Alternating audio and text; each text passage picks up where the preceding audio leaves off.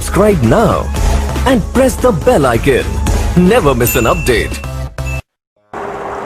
नमस्कार। आइए आज हम सभी लोग गुरु कितने प्रकार के हैं इनके विषय में जानने का प्रयास करें।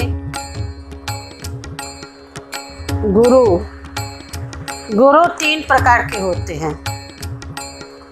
पहला लौकिक, दूसरा वैदिक, तीसरा परमार्थी या पारलौकिक।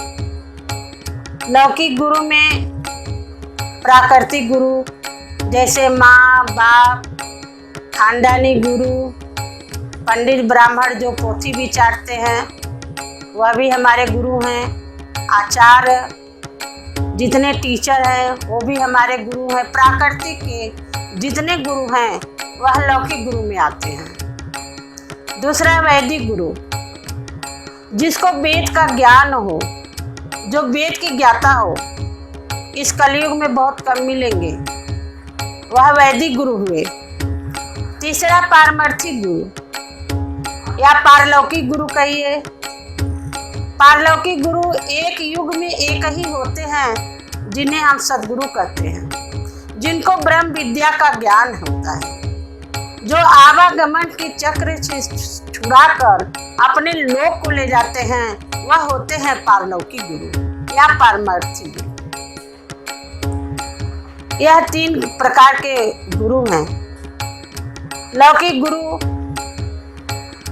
गुरु प्राकृतिक ज्ञान के विषय में बताते हैं। जैसे यह प्रकृति है। प्रकृति के नीचे सबसे बड़े हमारे देव ब्रह्मा विष्णु महेश जी हैं। ब्रह्मा विष्णु महेश जी के नीचे सभी देवी देवता है। एक इनका एक मंडल है, यह देवलोक को हैं। और इसके ऊपर जो होते हैं सद्गुरु प्रकृति पार जो ईश्वरी धार, ईश्वर का मार्ग, ईश्वर का ज्ञान जो देते हैं वह होते हैं सद्गुरु।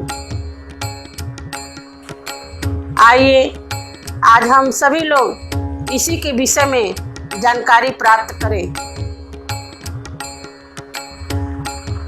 विद्या 2 प्रकार की होती है। पहला अपरा विद्या, दूसरा परा विद्या। अपरा विद्या क्या है? जैसे प्रकृति के ज्ञान को अपरा विद्या कहते हैं। यह प्राकृतिक ज्ञान है, इसके जितने भी ज्ञान हैं यह अपरा विद्या के ज्ञान है।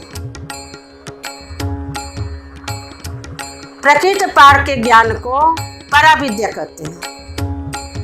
विद्या सिर्फ 2 ही प्रकार की होती है, परा और अपरा। परा विद्या में सहज योग, मीन मार, अनयान पथ, ब्रह्म विद्या, विहंगम योग, परा विद्या के ज्ञान को कहते हैं। अपरा विद्या में 4 योग होते हैं, राजयोग, हठ योग, लय योग, मंत्र योग। यह प्रकृति का योग है। इसके कई शाखाएं हैं।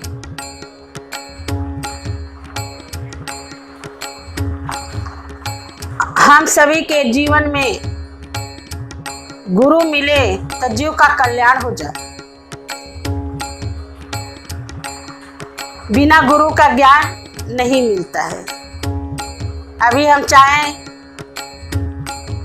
बच्चे को स्कूल ना भेजें, कॉलेज ना भेजें, घर में पढ़ाई कराएं, सारे बुक्स किताब लाकर घर में रखते हैं तो बच्चों की पढ़ाई नहीं हो सकती है। उनको स्कूल कॉलेज में भेजना ही पड़ेगा, गुरु के शरण में उनको जाना ही पड़ेगा। नहीं जाएंगे तो उनको शिक्षा प्राप्त नहीं हो सकती है। उसी तरह से अध्यात्म जानना है तो हमको गुरु करनी पड़ेगी। बिना गुरु का ज्ञान नहीं प्राप्त होता। सत्संग करनी पड़ेगी। गुरु कोई भी हो, आदरणीय है, पूजनीय हैं, उनका बहुत सम्मान है। लेकिन उनकी भी जितना प्राप्त किए होते हैं हम आपके बीच में हमको देते हैं। समझाने के तौर पे जैसे प्राइमरी के टीचर हैं, मिडिल के टीचर हैं, इसी तरह से आगे के भी टीचर हैं। इसी तरह जैसे हमको शिक्षा प्राप्त जितना किए हैं हमको आपको देते हैं, उसी तरह से हमारे गुरु हैं। प्राकृतिक के गुरु हैं तो प्राकृतिक के देवों के विषय में बताएंगे, उनकी साधना सिखलाएंगे, उनका मंत्र समझाएंगे, उनका मंत्र सिखाएंगे। अब प्रकृति पार के सद्गुरु हैं तो ईश्वरी धार, ईश्वर का ज्ञान, ईश्वर के मार्ग पर हम कैसे पहुँचे वह पराविद्या का ज्ञान देंगे। अगर हम चाहें कि सुई हमारे कमरे में गिरी है हम बाहर ढूंढें तो नहीं मिल सकता है। जो जहाँ की वस्तु है वहाँ का ही जान लेना वही तो ज्ञान है, वही तो सत्य ज्ञान है। अब हम आप सभी के बीच में एक शब्द प्रकाश से भजन सुनाने का प्रयास करूंगी। बिना सद्गुरु के सुमिरन के नहीं जीव को करारी है। बिना सद्गुरु के सुमिरन के नहीं जीव को करारी है। गर्भ में दुख पावता भजन प्रभु की सकारी है। गर्भ में दुख पावता भजन प्रभु की सकारी है। भय जब गर्भ से बाहर कौले को तू विसारी है। बिना सद्गुरु के सुमिरन के नहीं जीव को करारी है। भजन सुंदर है सो त्यागा विषय के सुख में जारी है। सुतवित नारी में भूला भजन तजीवन अनारी है। बिना सद्गुरु के सुमिरन के नहीं जीव को करारी है। बिना सद्गुरु के सुमिरन के नहीं जीव को करारी है।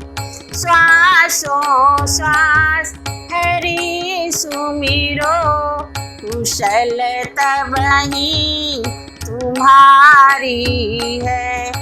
बिना सद्गुरु के सुमिरन के नहीं जीव को करारी है। सदा फल मुक्त हो जग से नहीं तो दुख भारी है। बिना सद्गुरु के सुमिरन के नहीं जीव को करारी है। बिना सद्गुरु के सुमिरन के नहीं जीव को करारी है। बिना सद्गुरु के सुमिरन के नहीं जीव को करारी